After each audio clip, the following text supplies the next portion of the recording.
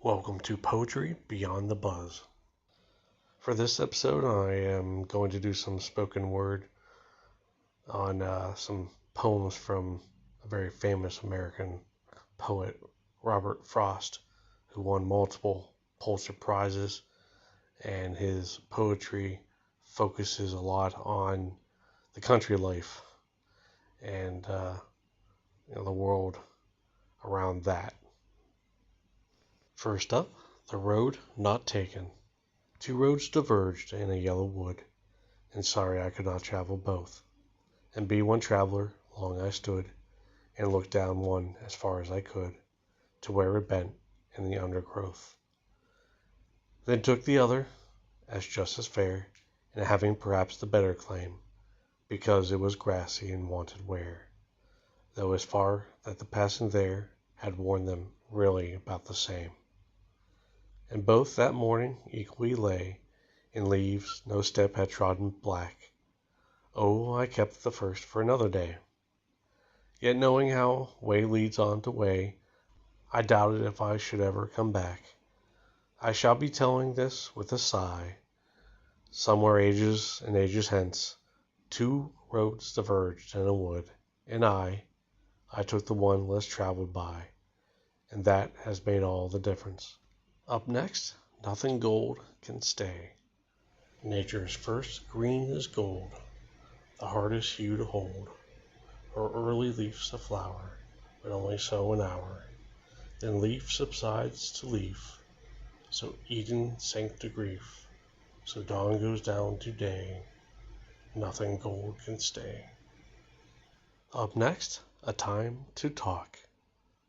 When a friend calls to me from the road and slows his horse to a meaning walk, I don't stand still and look around on all the hills I haven't hoed and shout from where I am, "What is it?" No, not as there is a time to talk. I thrust my hoe in the mellow ground, blade up and 5 feet tall, and plod. I go up to the stone wall for a friendly visit. Up next, Fire and Ice. Some say the world will end in fire, some say in ice. From what I've tasted of desire, I hold with those who favor fire.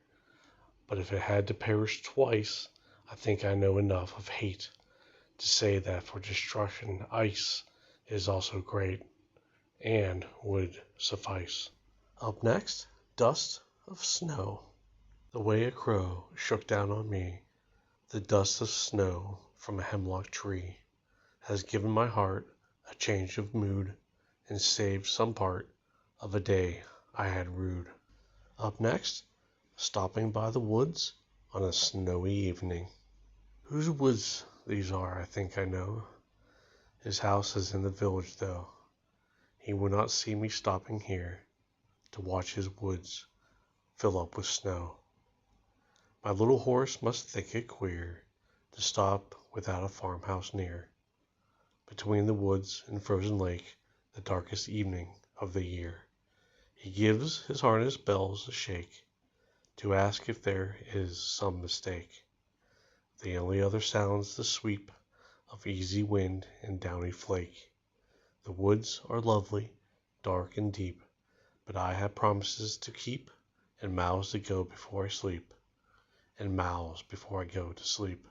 Up next, Spring Pools. These pools that, though enforced, still reflect the total sky almost without defect. And like the flowers beside them, chill and shiver, will like the flowers beside them soon be gone, and yet not out by any brook or river, but up by roots to bring dark foliage on. The trees that have it in their pent-up buds to darken nature and be summer woods. Let them think twice before they use their powers to blot out and drink up and sweep away these flowery waters and these watery flowers from snow that melted only yesterday. Up next, The Flower Boat.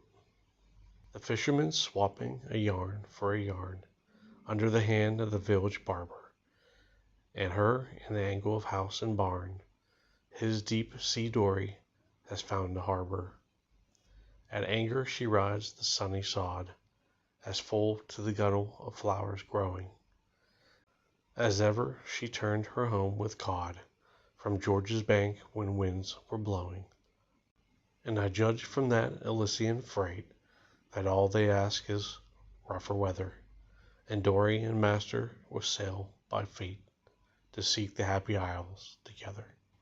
Up next, the Rose family. The rose is a rose, and it was always a rose.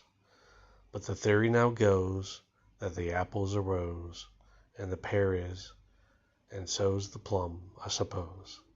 The dear only knows what will next prove a rose. You, of course, are a rose, but we're always a rose. Up next, the most of it.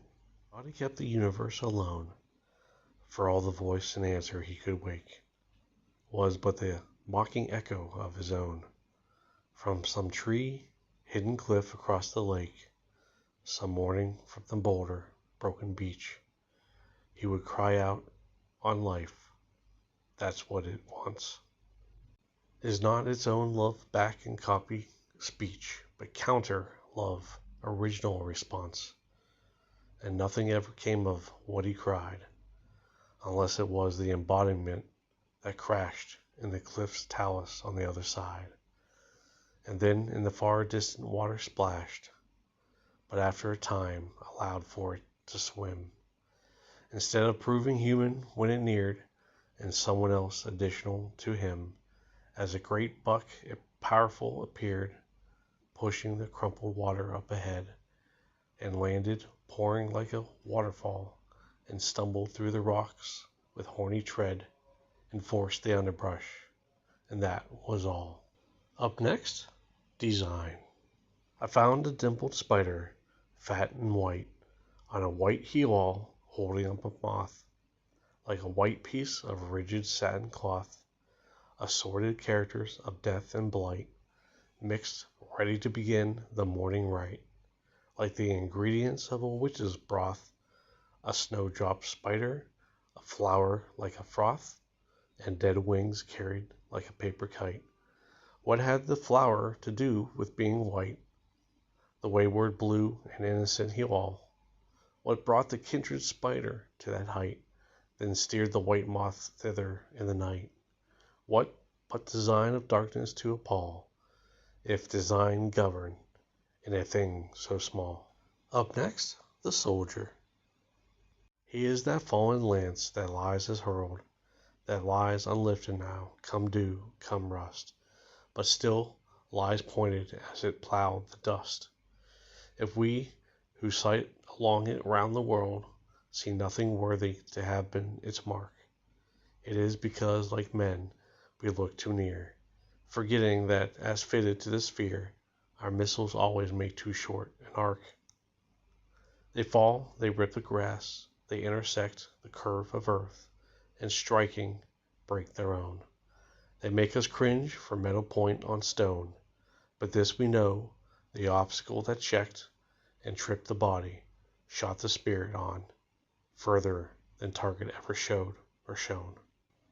And lastly, the silken tent. She is as in a field a silken tent.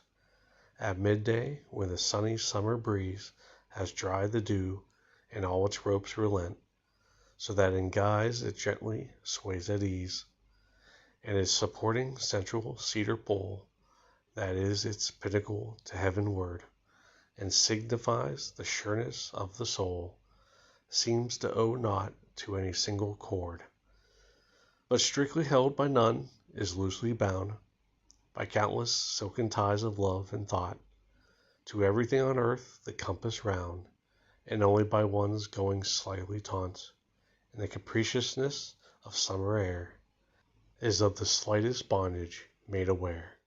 Till next we meet.